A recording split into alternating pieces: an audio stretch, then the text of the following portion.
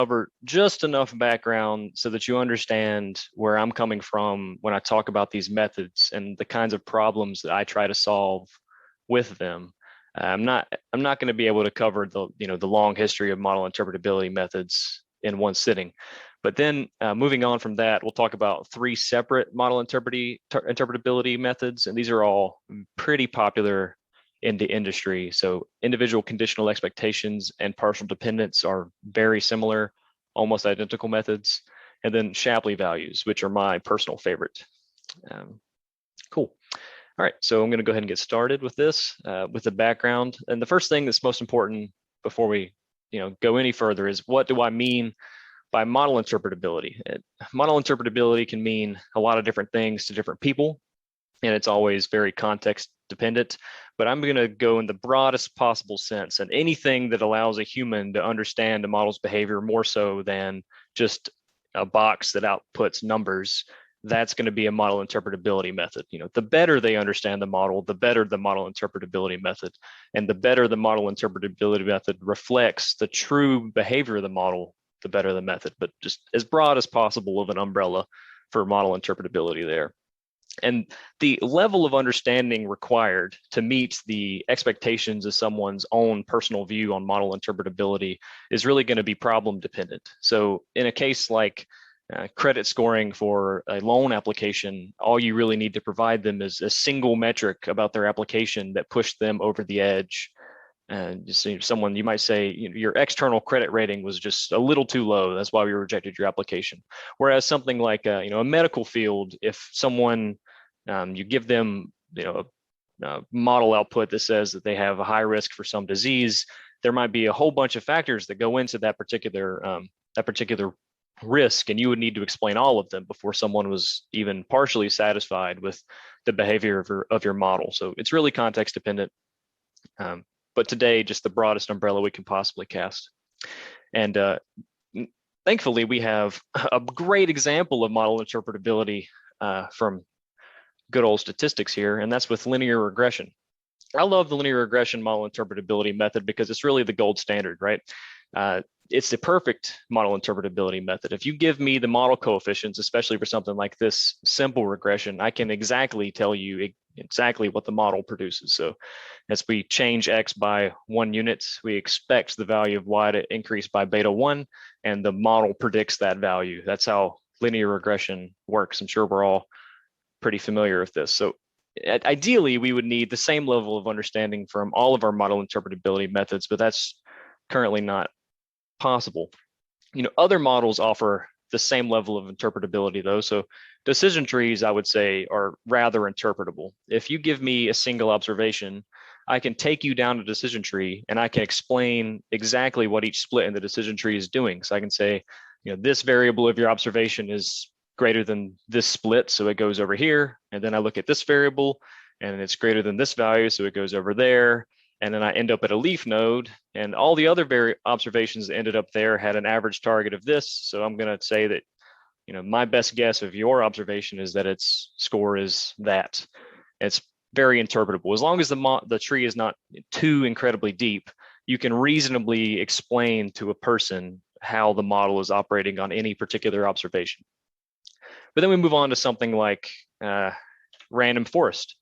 I didn't even bother trying to plot the combined tree for the random forest because it's a particularly deep tree. I made it very large solely to make it hard to interpret. And it's just completely hopeless here. Even if I could walk someone through every single decision tree that went into this random forest of 1,000, if I could walk them through those, the trees are like extremely deep. I can't even remember what the max depth was, but they can be incredibly deep, especially for an interval target like this. There's no hope in getting through even one tree, much less 1,000 trees. And then even if I could get through a tree, the way that a particular tree is trained is largely nonsensical. Only as the whole does it make sense. For one particular tree, a particular split might not be the best split available to the data at that node because it didn't consider one of the variables because you're only selecting a random subset. And then every tree doesn't even see all the observations because we're doing a bootstrap sample. I mean, it's just hopeless. It's completely hopeless. We might as well give up now. I'm kidding. We're gonna keep going. There is hope, but it is a certainly difficult problem. So if it's so hard, why do we even bother? Why don't we just care about model predictions and leave it at that? The model is good. I can show that the model is good on out of sample data. Why do I care? There's a lot of reasons to care. The first and foremost is fairness and transparency. To give you an example, SaaS is in the business, or at least part of SaaS's business is selling models to people. And there's no particular reason why a person should look at any particular SaaS model and trust it just out of the box. In software development, we have bugs. Data has weirdness in it that can cause models to deviate from the truth. There's a lot of reasons that models can go awry. I mean, maybe your modeling procedure in the first place was off base. Like, there's a lot of reasons that a model might not be very good, and there's no reason to trust any particular model. If we can interpret the model and we can explain exactly how the model is working, or at least explain to some degree how the model is working, that helps build trust. And anything that helps build trust with the customer is good to people who are in the business of building models. More recently, we've been looking at more fairness metrics. In fact, Shana mentioned that conference on responsible AI coming up in June. That's all about fairness and those sorts of things. Model interpretability can help us in those space detect if the model is behaving differently for different classes of a particular variable. And then, say that we don't have some holistic desire to, trust a model or be protective of particular classes. Say we don't even care about that. Say we only care about the predictive, like how accurate a model is. Well, in that case, interpretability can still help, because you might have some weirdness in your model that is only identifiable if you use a model interpretability technique that you would not have been able to see if you simply scored the model on out of sample data. And then, unfortunately, the most convincing of all of the reasons to do model interpretability is probably that it's increasingly becoming illegal not to interpret models. So Equal Credit Opportunity Act and Fair Credit Reporting Act both require you to provide adverse action notices to credit applications. So if you reject someone's credit application, it is not good enough to say, my model said that you're not gonna pay off your loan, therefore I did not give you the loan. You have to explicitly say exactly what it is about their application that led you to make this decision. And because of those requirements, we are barred from using particularly complicated machine learning techniques that would be able to save banks money. These model interpretability techniques hope to bridge the gap between those two things. And then we've covered what I mean by interpretability, and we've covered reasons to do it, but still haven't really talked about what is available to solve these problems. And there's just a large number of model interpretability techniques. There are more model interpretability techniques than there are variations of ARIMA models. I actually don't think that's true, but there's a lot of model interpretability techniques out there. And I typically like to divide them up like I have on this slide. We have one split between local techniques and global techniques, and that's kind of a fuzzy split. We'll come back to that one. The other split is model specific versus model agnostic, and I think that division is really easy to understand. Model specific techniques only work on very specific model types. For instance, the interpretation of regression coefficients only works on regression models. I mean, it wouldn't make sense in the context of a decision tree. It certainly doesn't make sense in context of a random forest to try to interpret any coefficient, because there is no linear coefficient. Similarly, in newer, more modern interpretability methods, these model-specific ones pop up because you can take advantage of something about the functional form of a model to interpret it. Local versus global is not as clear of a cut in the space. Local typically means a single observation, but even when you're doing interpretations for a single observation, that can span an entire variable, which is in a way global. And sometimes when you're doing interpretations for a single observation, you just plot it alongside all the observations, and suddenly you have a global interpretation. Global typically means representative of the entire data set.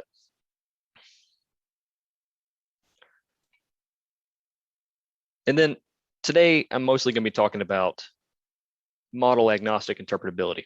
And by model agnostic interpretability, I mean, all I really care about is that I have some inputs of any form whatsoever, and I have some output, and I want a way to tell you how those inputs become those outputs based on how the model's behaving. And there's a lot of different ways to look at this problem, but I don't really care about what's going on in that box. I just care that I have inputs and that I have an output, and I want to know, how did these inputs become that output? That's what I care about. specifically, I'm going to be covering these 3 methods. I mentioned this in the overview. ICE and PD are both perturbations of a data set with a high plotting element. So it's a big focus on plotting for ICE and PD. And then Shapley values are a way to tell how the individual variables in an observation contributed to the model's prediction for that particular observation. All right, and I'm going to stop at the end of every section for questions. I'll stop at the end of the background too, if anyone wants to ask anything. But for all the examples, I do a lot of plots in this presentation. All the examples are on synthetic data, and I use synthetic data for a variety of reasons. One, synthetic data is very clean. It's easy to make plots for, right? Another one is that I know exactly how the synthetic data was generated. So here I show you the synthetic data, and it's reasonably noisy. So it's not that far off from something you might find in a natural data set, but it is much cleaner. And I know exactly how the individual variables contribute to the target. So I have a linear effect of x1, I have a sinusoidal effect of x2, parabolic effect of x3, and an absolute value effect of x4. So I'm going to be using this. Now, if I can show you an interpretability technique that shows you that a model somehow recovered the original distributions that I used in the data generation, I think that will be enough to convince, at least it convinces me, that the interpretability techniques are doing something right. So at least we're able to say that the model is doing, finding some truth in the original data. So that's why I use synthetic data here. And then I'm going to be using a GAM for the model. I'll be using a GAM and a random forest interchangeably. Mostly the random forest because it trains really fast and it has a high level of predictive accuracy. But the GAM makes much prettier plots. The GAMs are very smooth with their outputs. They're also very good on this particular synthetic data sets at recovering the original distributions of the variable. So I used GAM.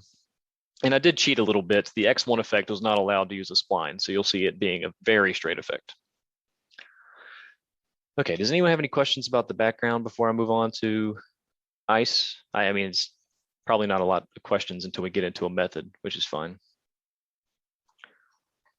Cool. Moving on to ICE.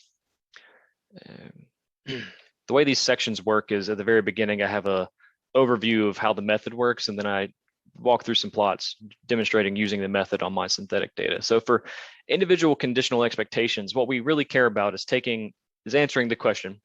If I took a single observation for a particular, from my training data set or whatever data set you have, and I perturb one of its values, so I slide that observation up and down one of the axes that of my variable of interest, how does the model's prediction change? How does it fluctuate for different values, assuming all the other variables are constant? And the way that I measure this is pretty simple. I just take my variable of interest and my observation, and I replicate that observation for some number of copies along the axis of the variable of interest, replacing that particular value in these replicate copies with these values in the range of that variable. And I score these observations in my model and plot them. That's all I do. And then typically with ICE, this is since it's such a fast method, I do this for a large number of variables at the same time, so I can get an idea of how it works generally on the data set. So here I have predictions for my GAM model overlaid on the X3 axis, and I'm just picking some random observation in the middle there. That's what's on the right plot. And you'll notice that looking at the output from the GAM model, there's really no way of knowing what the model is doing for this variable with confidence. You can see that it does seem to follow a bit of a parabolic trend, just like the original distribution, but we don't know quite how good the fit is. Maybe some of the contributions to these red dots came from the other variables. How much was due specifically to X3? Here's my data set, or at least my observation that I care about. I'm going to copy that observation. Here I only do it 7 times, and I'm replacing X3 with different values in the range that I care about, so -3 to 3. And if I plot this, score, and then I plot this, I get this nice line. And these are the predictions for this observation if its X3 value had been replaced with other values along the X3 axis. And as we can see, the GAM model has done a fantastic job recovering the original parabolic effect that I used in the data generation method. So it's also very smooth. This is why I used GAMs, because the prediction plots are very smooth and nice like this. And the question is, would you expect this same behavior from other observations? So I plot other ones. Here's other observations in the same data set. And you'll notice that they all followed this nice smooth pattern. Now, this particular GAM is additive. I mean, GAMs by definition are additive, but this one, each effect is only, if influenced by its own value. It's not influenced by other values. There are no interactions. So you see all of these effects following the exact same pattern with merely a intercept shift caused by the effects of the other input variables. If I do the same thing for a random forest, I get something that looks like this. This is clearly not as smooth and as nice as the GAM model, particularly at the edges. So towards the middle, it's a little more parabolic, following a nice curved pattern. But once you get to the edges, it starts to be suppressed. You see it being lower than where we know the true predictions to be. And at first, you might think that maybe the model is misbehaving in some way, or there's some kind of error in it. But really, this is a training data problem. You see, I randomly generated all these variables from a normal distribution. And being that they're all from a normal distribution, the joint distribution becomes extremely sparse when we talk about the extremes of more than one variable at a time. So if we take one of these observations that was near the middle of the data, and we replicate that observation out to the extremes of x3, the likelihood of an observation that looks like that with the other variable values for that observation having occurred in the training set decreases. And as that likelihood decreases, that means there's less representation in the tree structure. And as that happens, we start to see the tree revert its predictions towards the mean, which is exactly what you would want a tree to do if you wanted to control for overfitting. So really what's happening here is that ICE plot, or the ICE procedure, is generating observations that didn't occur in the training set. The tree is being forced to extrapolate, and when it extrapolates, you're getting this reversion to the mean of the original data, which was 0. And depending on your context, this may be a problem. It might not be a problem. It's often flagged as a shortcoming of ICE. Okay. Anyone have any questions about ICE before I move on to partial dependence? I do. Go ahead. Are you getting one ICE for x3 value? Like on your graph, x3, there are many, like x3 can be any number and you will have different Y's. But once when you pick one x3, you will get just one ICE, right? Are you saying, so what, Let's the say the x3 value specifically, go ahead. Yeah, on this graph, like x3 can be anything from like x3 is 0, and y can be on this graph anything from minus 2.5 for 0 value to like a 2. But once when we pick one x3, so if I think what you're asking is, if I pick a single x3 value, is the ICE for that x3 value set? And that is not, that's not true. The ICE depends more on the particular observation that you picked. So you can have two observations that have identical x3 values and have very different ICE curves. And that's because of the other values that are in that observation. So for instance, I don't know if you guys can see my mouse, but the red dot that's directly above the black dot is the first observation I picked, this one here. If I had another observation that was just north, just has a y value slightly larger than this observation, it's very possible for its ICE line to be very different than this observation, even though it has the same x3 value, because of the effects of the other variable in that observation, especially if your model has extreme levels of interaction. I hope that answered your question. So let's say if you have, so how many ICEs you will have on the end? There will be an ICE for every observation in your data set. Every single observation has a different ICE line, and it has a different ICE line for every single variable, which is an extreme number of ICE lines. Yeah. Typically, you sample your data. Yeah, that's what I'm saying. It's kind of your answer is more complex than your question. That's fair. That is fair. And I think partial dependence is certainly a good continuation from that question. Did anyone else have a nice question? Yes. Can you hear me okay? I can. I was thinking that it looks like primarily now you're focusing upon estimation. What about interval type of presentation? Is that possible for this method? Are you talking about giving a interval estimation for the particular value of ice at any one location? Or when you say about the curve, you know how usually, I mean, I understand what you're talking about when you extrapolate your x3 to the extreme, and that's why the estimation is not as well close to the actual data point. And if you were putting a confidence interval, I get that it's kind of similar to regression context. Is most of the center one you have a tight interval, and then as you expand it to outside, the interval will be very big. Does it kind of account for why your point estimation is not as good in the extreme as compared to in the middle of your data set? I love that question. It's a good question. The ice plots do, as far as I'm aware, do not have confidence intervals on point estimates for any particular ice line. Partial dependence typically does have confidence bounds, which is the next method we'll talk about. And if we get to the end of partial dependence and I don't answer your question very well, please bring it back up. Thank you. Okay, is it everybody? All right, partial dependence. So partial dependence is largely the same, except for now, instead of generating a single ice, I'm generating all of the ices and I'm averaging them. Typically, this is all done at once. So I take the variable of interest, x3 was the one I used before. I replicate the entire data set, and for every replicate of the data set, I replace the entire x3 column or whatever variable with the value that I've chosen from that range. And then I score all these observations and I average for each replicated copy. And then I plot that average. So in a way, it's just the average of the ice. So if I have this data set and I care about x3, I might replace the x3 column all at once, and then I can score this and take the average. And then I can plot that average for all of these replacements I've done for x3, and I get this line.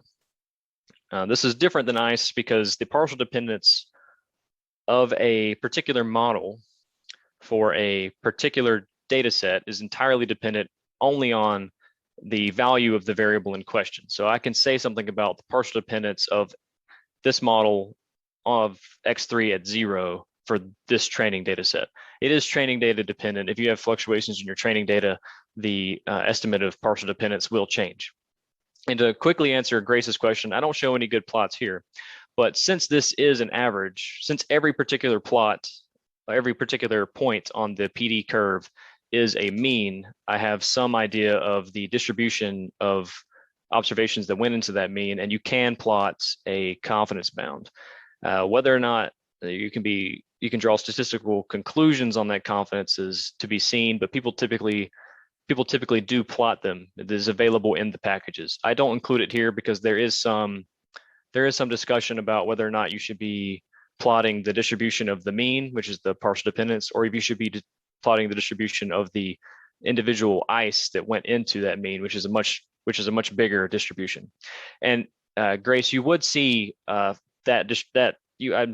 don't have it here, but you would see that confidence fan out towards the edges where you have less representation in your data, particularly for random forest. You may not see any fanning in the GAM model because the GAM model is so confident, at least in its form, because we're not answering a question about what was happening in the original training data where we know the data was sparse.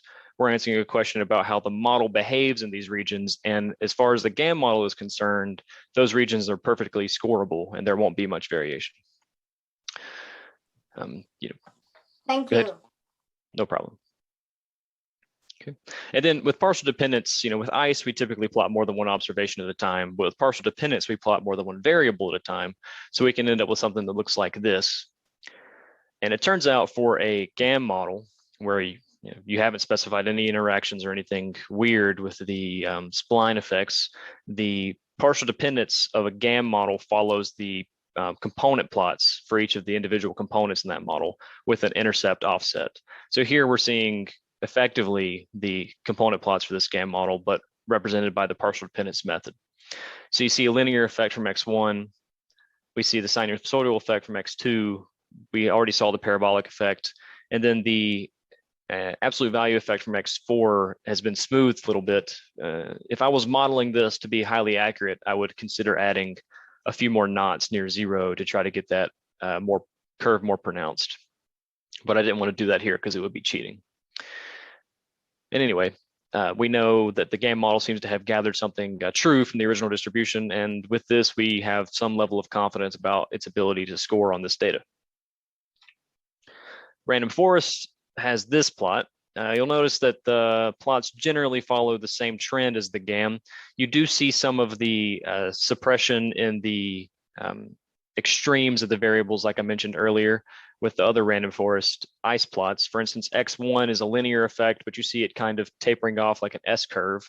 And that's, again, being caused by generating observations where they did not exist in the training data. And you see the same thing happening for the x3 effect, which kind of tapers off at the tops. x4 doesn't seem to have sufficient information on the left-hand side to really form a good line for that absolute value effect. This might be something that causes a user concern whenever they see these partial dependence curves, but this is the partial dependence for this particular random forest. Wait, I don't want to. So with partial dependence, we're not limited to just plotting in one dimension like this. You can plot a 2D surface. So on the next slide, I've done that. Here, I'm interested in analyzing the partial dependence of x2 and x4 at the same time. This could show you interaction effects. It turns out x2 and x4 do not have an interaction effect other than the small ones introduced by the tree structure itself. So what you see is a banding effect that occurs from the sinusoidal effect of x2. So we get white and red regions alternating when we go left to right.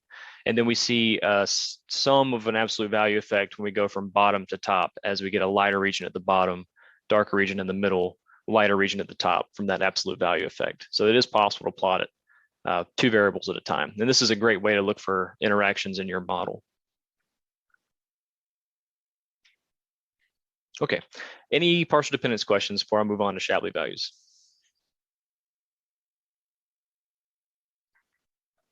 Cool. Shapley values are my favorite. I am a little biased, I'm not gonna lie. I'm gonna defend them vehemently, but there are concerns people have with Shapley values, and I'll try to bring those up as we go through it. But before I go directly into the Shapley value method, I wanted to firstly give you the motivation behind Shapley values. And to do that, we have to go back to game theory, where they come from. So Shapley values were originally derived in game theory, and they answer the following question. Let's say that we have these variables and they're playing some game. In the original context, it was actually people playing a game, but here we have a machine learning model, so we're going to stick with that context. But you can think of a particular instance of scoring. So if I have an observation and I have, the 4 variables that go into that observation, and I score a model, I get one output, from that scoring procedure. Now we can consider this as the 4 variables coming together to play some game. So all 4 variables came together and they produced a particular Y. But we don't have to have all 4 variables to play this particular game. What if we only, what if x2 didn't show up one day? Could we still score this model? If we can find a way to score this model, then we have some value that outputs from this. And then we could drop another variable. If we could think of a way to score this, we have this same output number. We can also do it when x1 is missing. We can do it when none of the variables are here. This is an important case. This is usually just taken as the mean or the average prediction of a model. But the real question is, what is the effect of any of those variables being present when the game is played? What is the effect of having the value of x1 in a particular observation when I do the scoring? How much does that particular observation, or for that particular observation, for that variable's value, how much does it contribute to the output of the game or the scoring? What is the change in the expected value of the game, the scoring, whenever that value is present? And we can, formulate this into a table like this. Here we have every possible combination of who played the game. So we have, I only have 3 variables here because the 4 variable case is too large for the slide, right? But, every possible combination of how the game could have been played, and we have every possible output from those. Is there a way for me to just determine the individual contribution of each of these variables? And the answer is the Shapley value. It's typically done like this. Now, Shapley values is a bit of a moving target. In modern literature, we have Shapley value approximations as opposed to true Shapley values for most cases. And the reason for this is they are extremely difficult to compute, or at least they're computationally expensive. And I'm going to walk through what the true values of the Shapley values would be, and you'll understand why they're expensive. So if I take a particular I have a particular model and I pick a single observation, what I would want to do is retrain the model for every subset of variables. Sometimes you see this called a coalition. So I just pick some random subset of variables, whether that be no variables, all variables, a group of 2 variables, some number of variables, and I retrain the model using only those variables. And then I score this observation. And that would be the output of the quote unquote game from before. I then have to do this for every possible combination of coalition, every possible coalition, and then I have to aggregate those scores in some way to derive the Shapley values. And if you will allow me to hand wave over aggregate a little bit, the weight for the aggregation is based off of the cardinality of the coalition. So equal weighting is given to the groups of coalitions with the same number in them. So we give equal weight to the replicates that have 4 variables, the replicates that have 3 variables, the replicates that have 2, and the replicates that have 1. But the number of replicates that have 1, 2, and 3 is larger, of course, than the replicates that have 4 or 0, of which there is only 1. So the weighting is largely complicated. And if you're interested in how the weighting is done, I'd recommend reading the original papers.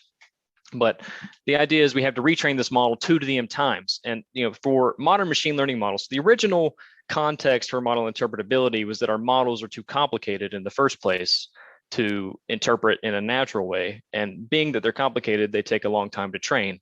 And all of a sudden I have to train them 2 to the n times. If I have a model that takes 30 minutes to train, and I have a 10 variable model, that's 1,024 training iterations. That's 30,000 minutes. I don't know how long that is, but it's a long time. It's longer than I want to spend training. So this is completely infeasible. We have to have some approximation method.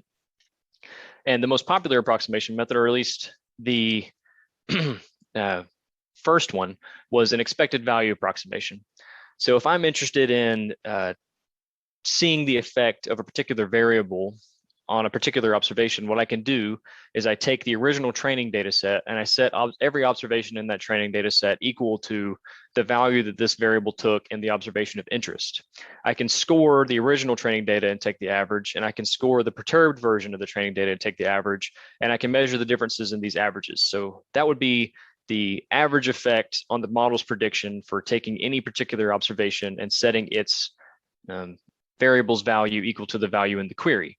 This does not take into account the values of the other variables in any way. So I still have to do the full combinations, but at least now I'm only talking about 2 to the m model scoring as opposed to 2 to the m model training. And that might look something like this. Let's say that I have this data set and I'm interested in interpreting the first row. So the first row is what I'd call the query, or the observation I care to explain. And specifically, I care to explain the x1 value. So if I look at that x1 value, it's negative 0.44. How much does the model's prediction depend on that negative 0.44? What proportion of the prediction from the model can be attributed to the value that x1 took in this observation? That's the answer I care to solve. So I can score the data as is and take the average, and that's just the average prediction on these rows, negative 0.12. And then I can take all the observations and set their x1 value equal to that negative 0.44, and I can score that as well. And then I end up with negative 0.49. So we can see by setting the x1 value to negative 0.44, I have decreased the average predicted value from the model. So in some way, if I were to take some random observation from the original data set and I were to set its x1 value to negative 0.44, on average, I would expect the model's prediction to decrease. I can do the same thing for the x2 value, which is here. X2 is 0.63. I see this is negative 0.35 on average, which is still lower than the original average of negative 0.12. So x1's value decreases as I set observations to that value. X2 value decreases. Now we can ask a question of what happens when we set x1 and x2, which is what I do here, negative 0.72. And typically these are not additive because of interactions in the model. So let's look at the summary table. So I have 1 and 0, 0 and 1, and 1 and 1, and this is a GAM model. So being that it's a GAM model, it shows that it is in fact additive. If you add the deltas up for the case where x1 is set and x2 is set, you get to the delta for x1 and x2 being set. And that's because the output of a GAM model is just the sum of the individual variable contributions, right? Which is quite pleasant. But for something like a random forest, that is not true. So this is the exact same methodology as before, but this has been run on a random forest. We see similar contributions, similar negative contributions for the same observations, negative for x1, negative for x2, but the sum of the two is not the combined effect of setting both of them. And that's why it's important to do some level of all combinations in the variable space. And then we get the new Shapley estimation method using the averaging technique. We pick a single observation that we care about, and we generate a whole new copy of the data set for every possible combination of variables in that set. So again, for the 10 variable case, that's 1,000. For the 4 variable case, that's 16. We generate a lot of copies of the data. We then perturb those copies of the data according to which variables were included in that coalition. So if a variable's in that coalition, you set all of the observations variable value for that variable to the query value. And then we average the scores on each of these copies. And then we have to do the same aggregation from the original Shapley value computation to get the Shapley value for each of those input variables for that query. So we're having to do this for every single row. So for every single row, we have to make 2 to the m copies of data, which can be very cumbersome, especially if you have large data with large number of variables. It quickly becomes untenable. So even still, even without the model retraining, the aggregation method for Shapley values is quite cumbersome. It's almost impossible. That being said, I did it for these observations, so I'm going to show you how the values turn out. It turns out for the GAM model, the effect of a particular variable value from a particular observation just matches the partial dependence because the GAM model is additive. The GAM model is simply the sum of its component plots at a particular point. The partial dependence follows the component plots, and then the Shapley value retrieves the value of that component plot at that particular variable's location. And so you see, if I plot the Shapley value as a horizontal line, it intersects the partial dependence line directly above or below that particular observation, which is what I would expect. So for x1, we see that the partial dependence shows a negative 0.18 contribution of that particular variable's value to the model's prediction, and the Shapley value retrieves that exact amount. And the same is true for all of the other variables. It does not work this way for models that have high levels of interactivity, especially models that purposely introduce interactivity, such as random forests. Here, remember, the original data doesn't have any interactions. I did not generate each of the input variables with any sort of interaction in them. This interaction was completely introduced by the training of the random forest. Since you have splits that depend on splits, even if those split dependencies are not represented in the original training data, the interactions can affect your Shapley values. So even if your data doesn't have any true interactions, you can still have interaction problems when you're calculating Shapley values. For this case, the problems are not that severe. The partial dependence line is significantly jagged for most of these variables anyway, and the Shapley value seems to intersect approximately at the same location. We cannot guarantee this intersection for exceedingly complicated models, but we can guarantee that the formulation of the Shapley values can be held true, and that is that the effect of that particular model's prediction on that particular observation can be distributed as the Shapley values to the input variables. So each of the variables responsible proportion gets distributed to it as the Shapley values, as seen here on the right. Okay, all right, one last slide and then I'll be done. But as I said before, O2 to the M dataset copies is far too many copies of the dataset, so we need approximation methods, and there are many approximation methods. The most popular, I think, is kernel Shap. Kernel Shap was the first paper to really popularize Shapley values as an interpretability method. Kernel Shap is a slight alteration to the LIME algorithm. So the original LIME algorithm, which I don't cover here, but it is effectively a regression on randomly generated data with some kind of kernel applied for weights. Kernel Shap changes that kernel so that it forces the LIME coefficients to converge to the Shapley values. So kernel Shap is a alteration of the LIME that approximates the Shapley values. And it is very fast, and it is available in Python and R and several other places. Shapley sampling values is not based on regression. Shapley sampling values is still based on the aggregation method, but instead of generating entire data sets and altering variables in those data sets to do the aggregation, we're only generating them one observation at a time. So the way that would work is I pick randomly some cardinality of coalitions. So I say, I'm going to include 2 variables in this. I pick a random observation from the data set. I perturb the 2 variables that I selected, and then I generate a replicate of that particular observation that I selected, where the variable of interest has the value set to the query's value for one of the copies and not set to the query's value for the other copy, and then I aggregate the change. So effectively, I'm randomly sampling from the total data set replicate space. And it turns out that randomly sampling is sufficient for getting good approximations of the Shapley values. And there are lots of derivations we can make about the confidence of those Shapley values approximations that are done in the original paper. HyperShap is SAS's method. This is what I've worked on in the past. It is similar to the Shapley sampling values in that it is a reduction in that total space of dataset replicates, but instead of sampling one observation at a time, we generate the full data sets, but we only generate the full data sets for particular cardinalities of the coalitions. That's how HyperShap works. And if you want details for that, they are included in the SAS-Vi documentation. And then finally, probably my most recommended Shapley value method is Treeshaft. Treeshaft is also worked on, I think, same guy who, Scott Lundberg, is responsible for kernel Shap. He was also involved in Treeshaft. Treeshaft is a very fast Shapley value approximation method for trees. You can take advantage of the tree structure to derive the Shapley values for all the observations all at one time.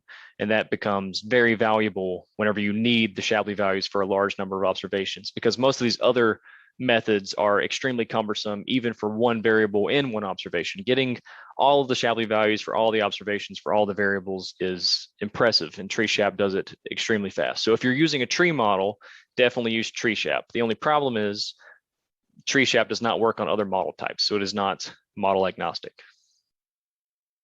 Okay, that is the end of the Shapley value section and the end of the presentation. Does anyone have any Shapley value questions? I do. Yes. So you said on the end that it's not agnostic, right? Treeshaft is not agnostic. That's right. Okay. Upper one, can they be applied to tree model? Yes. So yes, all these other ones can be applied to tree. So tree is just effectively a special case of the Shapley values. Okay. So when you're using approximates and estimates, are they using them in relaxed way so that they have the same meaning? When you're in the first thing saying this approximates, yes. Second one estimates, third one again approximates. Oh yes, that's just a typo. They should all be estimates. Okay. So also, is there some relation between full Shapley values and expected values that you are getting, and how we know that, how well they approximate them? I mean, are you asking how accurate the approximation methods are to the true Shapley values? Usually that means approximate how. Yes. So it's hard to know for large variable spaces. So once you get above 14 variables, the full Shapley value computation is extremely cumbersome. But we have done tests to see how accurate the estimation methods are compared to the Treeshaft method, and the Treeshaft method is known to be exact Shapley value calculations. So the I Treeshaft know, is not but an that's estimation. the case of comparing 2 bottles of half-liter to 1 bottle of liter. Doesn't really tells you how it really relates to Treeshaft has been full compared to the Shapley true value, values. right? Because is there something like a relation, non-relation, or like a tending toward or limit between these approximate models and real Shapley values? So theoretically, or I'm asking 2 theoretical questions. There is a relationship between the Treeshaft and the Trueshaft calculation I showed earlier. There is not a relationship that's been shown between the approximation methods and the Treeshaft method, but there are relationships between the approximation methods and the Trueshaft. So if I could draw a graph, I can't, I don't have that capability. Treeshaft has been shown to be exact calculations of the Shapley values for a particular training set as compared to the originals.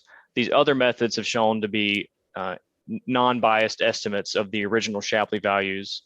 There is no relation between the methods per se. They've both been related back to the original Shapley value implementation. Okay.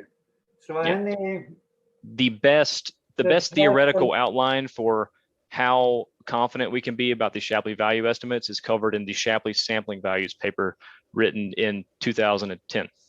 Okay, any application of this in some of the first 3 fields that you mentioned, let's say in patients, explanation of variables, or healthcare application, medication application, or any other 2 fields that you mentioned in the beginning? Just you throw 3 examples. Yes. Core, Sure. I don't work directly with customers here at SAS, but I do get a lot of questions about Shapley values from people who work at SAS who work with banks. So it seems that banks are starting to use the Shapley values, at least for an attempt to fill the adverse reporting requirements. In terms of healthcare data, I'm currently working on a presentation with a member of the healthcare group at SAS. So I know they're being used there as well, but I don't know for what purpose. Good. Okay. So could I ask you one quick question? So, yes.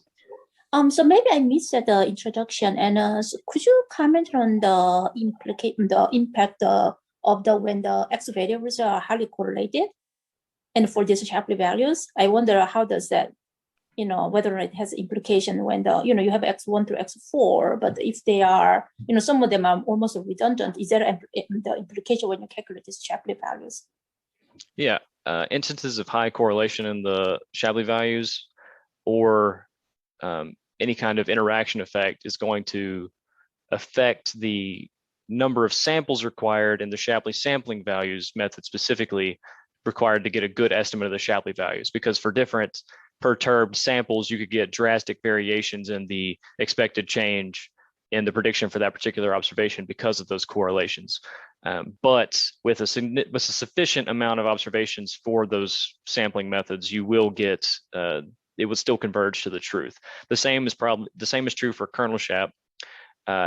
Treeshaft, on the other hand, will not be affected. The Shapley values themselves will still be true reflections of their original formulation. Now, whether or not the effect that the Shapley value is estimating is still valid in your context, I can't be sure without the specific instance of the data. But the Treeshaft will not be affected by the incredible correlation. And there's something that's not covered here. I'm glad you brought this up. There is an extension to Shapley values called the Shapley interaction value. And the Shapley interaction value aims to estimate the impact of having couples of variables set or unset in a particular observation, as well as having the individual variable attributions. The Shapley interaction values are even more cumbersome to calculate than the Shapley values, and so they're only applicable whenever you're using something like Treeshaft. But we do have ways to estimate the effects of individual interactions. And that being said, you would also be able to analyze the effects of including 2 highly correlated variables in that case, which I honestly can't say I have done highly correlated variables with interaction effects before. I hope that Thank answers your you. question.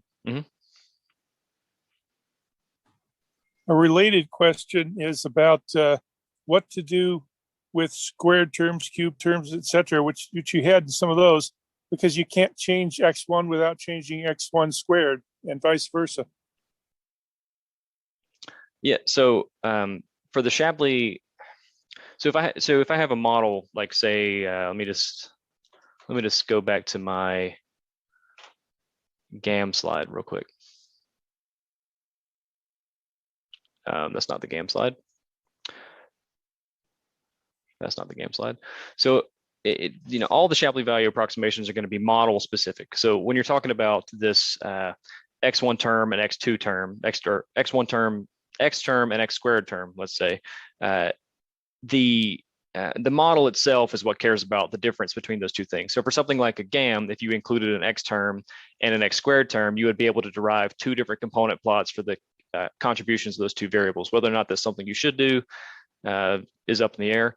But for the Shapley values in particular, it will not have any knowledge of the two separate terms included in your original model. So it won't have any knowledge of that. So whenever you do perturb x2, and this is the same for PD and for ICE, by the way, whenever you perturb that variable, that perturbation would cascade to both terms. So in these methods, where you're looking at it from a variable's perspective, there's no way to separate those individual terms in the model's formulation. I think that answers your question. Yes, thank you.